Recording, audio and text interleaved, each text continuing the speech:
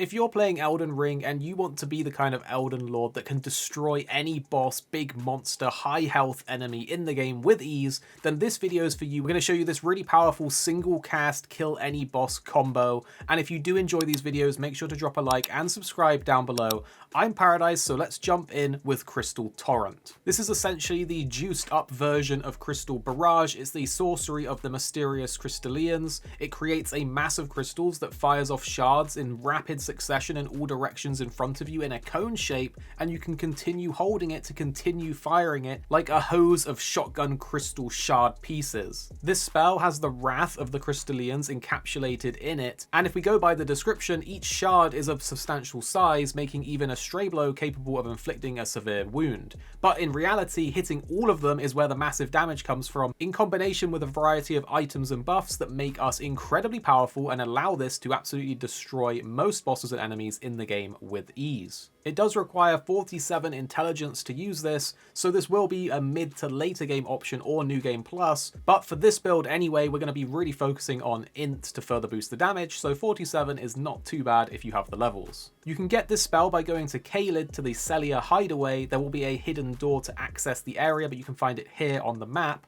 At the very end, it is a long cave. There will be a trio of Crystallian bosses, the Putrid Ringblade, Putrid Spear, and Putrid Scepter enemies. It can be a hard fight, so make sure to bring a summon, as well as high poise damage spells or weapons or Ashes of War, which will then break their guard and allow you to kill them easier. This spell is on a very similar level to Comet's Azure, but it's more like an alternate choice. The damage potential isn't quite as high, in fact it's lower, but the consistency and reliability is higher with Crystal Torrent, as there's a small degree of tracking and a better spread of the spell over a larger area, meaning it's easier to keep track of targets that are slightly moving compared to Comet Azure that doesn't move at all. Also, Comet Azure can get stuck on environmental objects, and it doesn't happen quite as often with Crystal Torrent. But what makes it really insane is when we stack together tons of damage increasing effects and gear that allow us to kill most bosses with a single cast of this spell. So let's go over them really quick, starting with the Physic Mix. The Cerulean Hidden Tear for a short duration gives us infinite mana, but do note as of the recent patch it's actually bugged and it's meant to last 15 seconds but currently only lasts about 7 seconds.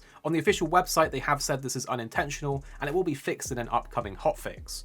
Also, the Magic Shrouding Crack tier is an easy 20% extra magic attack damage for 3 minutes, so that's a no-brainer to bring. The locations for these tiers as well as other tiers are on the video on screen now, which you'll find linked in the description. For the talismans, we're going to start off with the Graven Mass Talisman with no downside. It's a straight up 8% increase to our sorcery damage, so it's an obvious choice. Also, the Ritual Sword Talisman for an extra 10% attack power, which will apply to our spell at full HP, which is the whole point of this build, that we don't get hit by the boss, we kill it before it reaches us, so we're going to be full health, so it's the perfect choice as well. The Radagon's icon is really nice because we'll get 30 extra virtual points in dexterity to improve our casting speed up to a cap of 70, remember, which is just great because it means we can cast a bit quicker for this spell. And then finally, either the Graven Skull Talisman for another 4% sorcery damage with no downside, or even better, the Magic Scorpion Charm for another 12% increased magic damage at the cost of increased physical damage taken by 10%. I haven't got my Magic Scorpion Charm yet, so I'm going with the Graven Skull, but if you have it, it's even more damage.